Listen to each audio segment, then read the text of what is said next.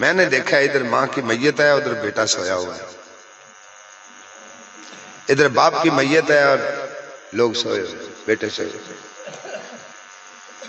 نیند آ جاتی ہے، خواب غم میں ہے یا خوشی میں ہے، نیند آتی ہے، بولے نیند آتی ہے۔ میری بات کی آپ کو سمجھ آ رہی ہے؟ میں نے ویسے اردو میں کبھی تقریر نہیں کی، پہلے کبھی کرتے تھے، تو آپ راؤ صاحب ہیں، شاید پنجابی نہ سمجھ سکے، اس لیے میں چلے گی چلے گی جی انشاءاللہ۔ تو اب ذرا ایک بات ذرا توجہ سے سن لیں۔ حضرت موسیٰ علیہ السلام نے مضبوطی سے پکڑ لیا، جب پکڑ لیا تو اللہ تعالیٰ نے پھر اپنی رحمت سے ایک جھونکا جنت سے گزارا، جنت سے حضرت موسیٰ علیہ السلام کے جسم پر جب وہ ہوا کا جھونکا لگا تو وہ اونگ پھر آ گئی۔ جب اونگ آئی، اونگ کیا، پھر نیند کا غلبہ آ گیا، جب نیند کا غلبہ ہوا تو وہ شیشی پھر ہاتھ سے چھوٹ گئی، اب وہ پاش پاش ہوگی۔ اللہ پاک نے موسیٰ نبی کو مسئلہ سمجھانے کے لیے فرمایا، موسیٰ تو ایک شیشی جو تیرے ذمے تھی کہ اس کا خیال کرنا ہے، اے موسیٰ نبی تو ایک شیشی کو نہ بچا سکا، تیری نیند نے اس کو بران کر دیا، تیری نیند نے اسے برباد کر دیا۔ موسیٰ میں تو ساری کائنات کا خلاق کائنات ہوں، اگر میں سو گیا تو کیا بنے گا؟ سینتم ولا نوم، نیند تو دور کی بات ہے، مجھے تو اونگ بھی نہیں آتی۔ اے غافل تو کیا کرتا ہے؟ فجر کی اذانیں ہو رہی ہیں، سویا ہوا ہے، رات 11 بج کے ہیں، موبائل میں مصروف ہے، ٹک ٹاک کر، سمجھ رہے ہیں؟ صبح ماں کہتی ہے بیٹا اٹھو نماز پڑھ لو، ابو کہتے ہیں بیٹا اٹھو نماز پڑھ لو، مگر یہ سویا ہوا ہے۔ تو ڈرو میرے بھائی، نبی رحمت صلی اللہ علیہ وسلم کے قول و فعل پہ عمل کرو، پھر کیا ہوگا جب ہم قبر سے نکلیں گے تو قرآن کہتا ہے میرا رب مجھے سلام کہے گا، آپ کو سلام، سلام قول من رب الرحیم کے پیغام آئیں گے، سورہ یاسین، اللہ کے فرشتے آپ کو سلام آکیں گے، میرا خدا خود کہے گا سلام قول من رب الرحیم۔ تو خوش نصیب ہیں وہ شخص جو رات کو جلدی سو جاتے ہیں اور صبح جلدی اٹھتے ہیں۔ حضرت امی عائشہ صدیقہ کی ایک حدیث پاک مجھے یاد آئی، یہ بھی بخاری شریف کی ہے۔ حضرت امی عائشہ صدیقہ رضی اللہ تعالیٰ عنہ آپ فرماتی ہیں کہ جب حضور صبح بیدار ہوتے تو 10 مرتبہ پڑھتے سبحان اللہ۔ کتنی مرتبہ؟ 10 مرتبہ پڑھتے الحمدللہ، 10 مرتبہ پڑھتے اللہ اکبر، اور 10 مرتبہ پڑھتے اللہ اکبر۔ اور ایک حدیث پاک میں صرف سبحان اللہ والحمدللہ ولا الہ الا اللہ واللہ اکبر سبحان اللہ وبحمدہ سبحان اللہ العظیم۔ حضرت عائشہ نے عرض کی حضور آپ جب بھی اٹھتے ہیں سبحان اللہ کہتے ہیں، اس کی وجہ کیا؟ فرمایا سنیں، جو موت سے نکل کر زندگی کی طرف آئے اس کو چاہیے کہ اپنے رب کی پاکی بیان کرے۔ نیند موت ہے، نیند سے بیدار ہونے والے کو کیا کرنا چاہیے؟ اللہ کی پاکی بیان کرنی چاہیے۔ صبح اٹھتے ہوئے کیا پڑھنا چاہیے؟ چلو کچھ نہ یاد رہے تو سبحان اللہ تو یاد رہنا چاہیے۔ اور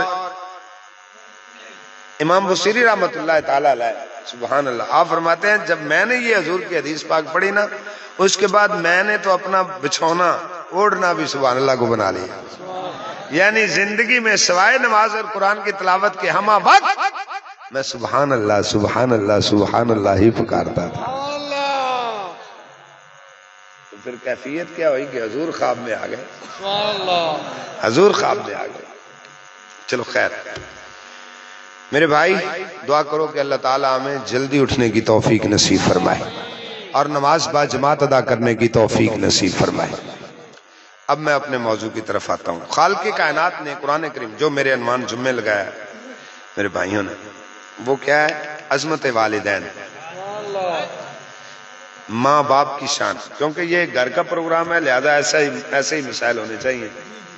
حضور فرمایا جو عورت صبح اٹھتے ہی اذا صلت خمسہا وصامت شہرہا وحسنت فرجہا واطاعت فالہا واطاعت بالہا، حضور فرمایا جو عورت 5 نمازیں پڑھے، رمضان کے روزے رکھے، اپنے پردے کا خیال رکھے، بے پردہ باہر نہ نکلے، اور اپنے خاوند کی فرما برداری کرے. ایسی عورت کے لیے میرا رب، میرے اللہ کی 8 جنتیں ہیں جی. کتنی ہیں جی؟ سب دروازے اللہ قیامت والے دن ایسی پاک دامن عورت کے لیے کھولے گا، اور میرا رب فرمائے گا میری بندی جس دروازے سے جی چاہتا ہے داخل ہو جائے. اور جو ماں اپنے بچے کو قرآن سنا کے سلا دے، سبحان اللہ، اس نے سیدہ فاطمہ الزہرا کی سنت پہ عمل کر لیا. جو ماں صبح اٹھتے ہی اپنے بیٹے کے کانوں میں اللہ کی حمد و ثنا بیان کرتی ہوئی اٹھے تو ظاہر ہے وہ بچہ میدان کا غازی بنے گا. اور جس بچے کو موبائل پکڑا دیا اور کوئی گانا لگا دیا تو پھر ایکٹر تو بن سکتا ہے، وہ عالم اور محدث نہیں بن سکتا، وہ مفتی نہیں بن سکتا، وہ ماں کا فرما بردار نہیں ہو سکتا، وہ باپ کا ادب والا نہیں ہو سکتا، وہ بے ادب برباد ہو سکتا. اور حضور نے فرمایا یہ گھر جو ہے یہ امن گاہ ہے. اس گھر میں اللہ تعالیٰ نے، حضور نے فرمایا جب میں معراج پہ گیا نا تو میرے اللہ نے مجھے عرش کے نیچے سے میری امت کے گھروں کے لیے ایک تحفہ عطا فرمایا قرآن کی سورت کا. وہ کون سی سورت ہے؟ فرمایا سورت بقرہ. جس گھر میں سورت بقرہ پڑھی جائے گی، حضور فرمایا اس گھر میں کبھی شیطان نہیں داخل ہو سکتا، اس گھر میں کبھی جن نہیں آ سکتا، سایہ نہیں ہو سکتا، اس گھر میں کبھی جادو نہیں ہو سکتا جس گھر میں سورت بقرہ پڑھی جائے. اور دوسری سورت حضور نے فرمایا جس گھر میں سورت واقعہ پڑھی جائے اس گھر میں کبھی رزق کی کمی ہو سکتی. یہ ماؤں بہنوں اور بیٹیوں کے لیے پیغام ہے. اپنے پردے کا خیال رکھو، 5 نمازیں پڑھو، اپنے بچوں کو قرآن کی لوری دے کر سلاؤ، موبائل کے گانا سنا کر نہیں. یہ بے حیائی کا دور ہے،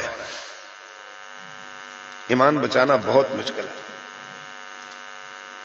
حضور فرمایا صحابہ ایک وقت آئے گا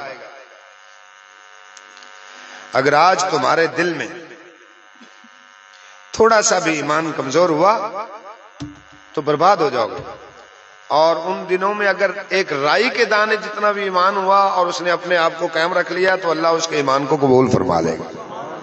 وہ یہ دور ہے، ہر جگہ بیٹھے ہیں نوجوان، لپیاں لگی ہوئی ہیں، کوئی ہوش نہیں، کوئی ٹرین کے نیچے آ رہا ہے، کوئی موٹر سائیکل پہ گر رہا ہے، کوئی ٹرک کے نیچے آ رہا ہے. باتیں کہیں اور ہیں، دماغ کہیں اور ہے، نظر کہیں اور ہے. برباد ہو گئی ہماری معیشت، برباد ہو گئے ہمارے گھر، برباد ہو گئے ہمارے جسم، روحانیت ختم ہو گئی. تو خالق کائنات نے قرآن کریم فرقان حمید میں کچھ احکام ہم پر فرض کیے ہیں. ان میں سے ہم پر سب سے پہلے حق کس کا ہے؟ اب توجہ سے میں اپنے مضمون کی طرف آتا ہوں. سب سے پہلے اس